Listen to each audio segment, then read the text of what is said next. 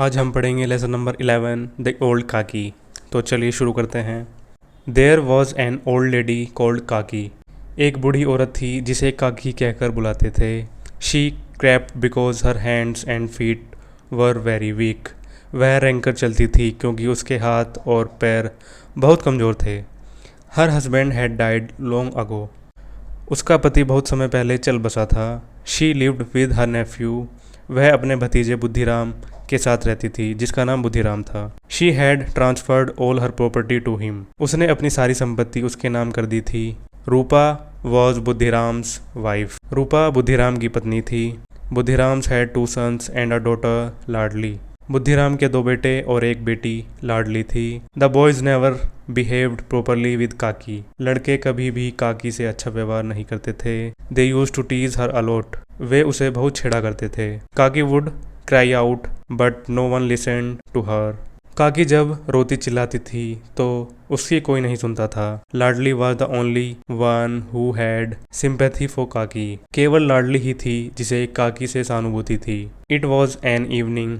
एक शाम shehnai was being played at Buddhiram's doorstep. Buddhiram के दरवाजे पर शहनाई बज रही थी। It was elder sons engagement. वह उसके बड़े बेटे की सगाई का दिन था। Celebrations were going on. समारोह चल रहा था। पूरीज वर बीइंग फ्राइड इन कढ़ाई। कढ़ाई में पूड़ियाँ तली जा रही थी। The sweet smell of ghee and spices were in the air.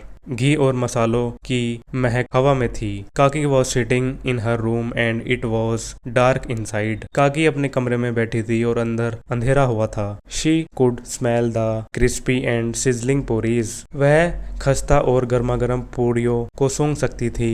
Images of puris floated before her eyes. पूरिया की जो तस्वीरें थी उसकी आंखों के सामने तैर रही थी। She began to move slowly and crept close to the kadhai. वह धीरे धीरे चलने लगी और कढ़ाई के पास पहुंची। व्हेन रूपा सा काकी सिटिंग क्लोज टू द कढ़ाई। जब रूपा ने काकी को कढ़ाई के पास बैठे देखा, she lost her temper and choke Kaki with both her hands and hurled abuses at her. जब रूपा ने काकी को कढ़ाई के पास बैठे देखा तो उसे गुस्सा आ गया। उसने काकी के दोनों हाथ झटक दिए और चिल्लाकर गालियां देने लगी। Old Kaki did not speak a single word. बूढ़ी काकी ने एक शब्द भी कुछ नहीं बोला। She return to her room. वह अपने कमरे में वापस चली गई। She felt insulted. उसने अपने को अपमानित महसूस किया। The dinner was ready. रात का भोजन तैयार था। All the guest had started eating. सभी मेहमानों ने खाना शुरू कर दिया था। Kaki in her room thought not to go until she was called. काकी ने अपने कमरे में बैठे सोचा कि वह जब तक उसे बुलाया ना जाए उसे नहीं जाना चाहिए। The pleasant smile of food was tempting but no one came to call her for dinner. खाने की लुभावनी महक उसे ललचा रही थी परंतु उसे भोजन के लिए कोई बुलाने नहीं आया था। Thinking she is not a guest that she should wait for the call, she decided to go outside. यह सोचकर कि वह मेहमान नहीं है जिसे बुलाने का इंतजार करना चाहिए, उसने बाहर जाने का निर्णय लिया। She crept into the courtyard but bad luck one of the guest saw her and shouted. बरामदे तक वह रेंगती हुई पहुंची पर एक मेहमान ने उसे देखा और चिल्लाया, who is this old woman? कौन है ये बूढ़ी औरत? Where has she come from? कहाँ से आई है ये? Be careful, she may touch someone. सावधान रहो, कहीं ये किसी को छू ना ले। Pandit Buddhiram became furious. पंडित बुद्धिराम गुस्से में आ गया। He caught Kaki with his hand and dragged her into the room. उसने अपने हाथों से उसे पकड़ा और कमरे तक घसीट कर ले गया। Seeing this Ladli felt really bad. यह देखकर लाडली को बहुत बुरा लगा। शी थॉट, उसने सोचा, what if Kaki had eaten before the guests? तो क्या हुआ अगर काकी ने मेहमानों से पहले खाना खा लिया? Would she had eaten all the puris? क्या वह सारी पूरियां खा डालती? It was 11 in the night. रात के 11 बजे थे। Everyone was sleeping. सभी सो रहे थे। Ladli had not eaten her puris yet. Ladli ने अभी तक अपनी पूरी नहीं खाई थी। She put them in her dolls basket and went to Kaki's room and said, get up Kaki, I had boat puris for you. उसने अपनी पूरियां गुड़िया के डिब्बे में डाली और काकी के कमरे में जाकर बोली, उठो काकी, मैं तुम्हारे लिए पूरियां लाई हूँ। काकी आस्क्ड। काकी ने पूछा, has your mother sent these? क्या इन्हें तुम्हारी माँ ने भेजा है?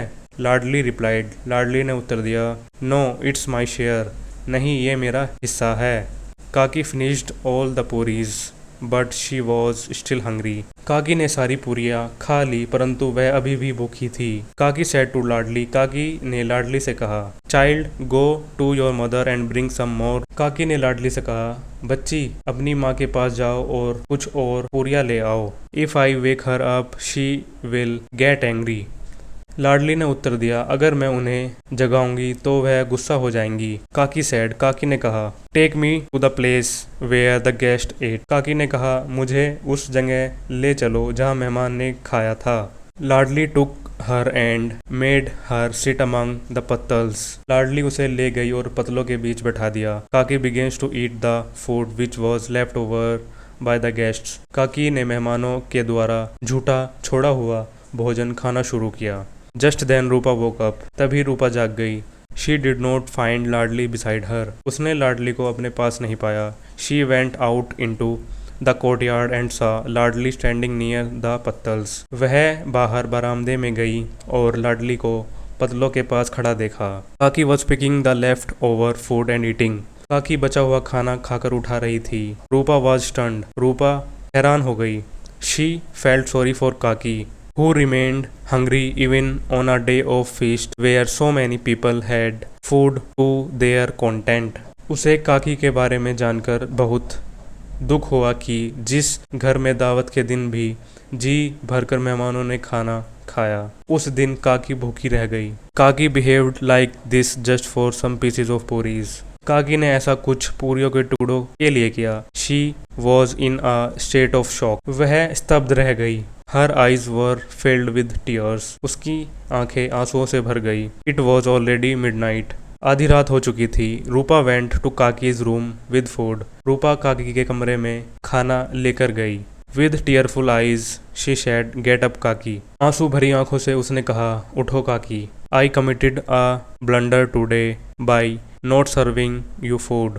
मैंने बहुत बड़ी भूल की है कि आपको खाना नहीं परोसा। प्लीज फॉरगिव मी, कृपया करके मुझे माफ कर दो। हियरिंग दीज वर्ड्स काकी हार्ट मेल्टेड। इन शब्दों को सुनकर काकी का दिल पिघल गया। उसने रूपा को माफ कर दिया और खाने लगी।